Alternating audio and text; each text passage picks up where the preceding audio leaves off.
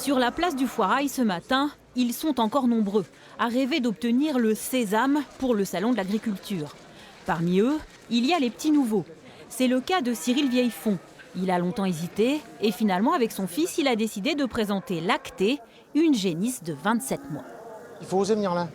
Moi, quand je me suis inscrit, je l'ai dit à Héloïse, la technicienne du Hardbook, je lui ai dit, ça va paraître un peu prétentieux, mais je voudrais m'inscrire pour la sélection. Donc je veux dire, oui, on se demande toujours, chez moi c'est la meilleure, ma génisse. On se demande toujours si on a le niveau. Paris, c'est sûrement l'apothéose de notre métier d'éleveur. Voilà, c'est le Graal du métier d'éleveur.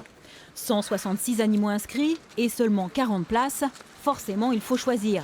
C'est le principe de la sélection et la mission de Gérard Ménard. Quand il ne s'occupe pas de ses vaches en Loire-Atlantique, il scrute celles des autres et rien ne lui échappe. On est toujours sur la morphologie de la vache, c'est-à-dire toujours sur le dos, les bassins. Et en plus, sur les vaches fuitées, il faut tenir compte de la suite, évidemment, c'est-à-dire du veau, et aussi les mamelles. Et puis il y a les autres, les vieux de la vieille. Ici, l'expression n'est pas péjorative. C'est le cas de Guy Bourboulou, 30 ans de concours général agricole et presque autant de médailles. Pour lui, la sélection n'est plus un stress, mais garde un petit goût de compétition. C'est pour prouver qu'on essaye d'évoluer, qu'on maintient un certain niveau, et puis voilà. Ah oui, donc c'est important ça. Bien sûr. Et puis si on n'est pas là, les gars avec Bourboulou, ils sont pas là. Pourquoi? C'est moins bon, ils ont baissé, Voilà, il y a un peu ce challenge là.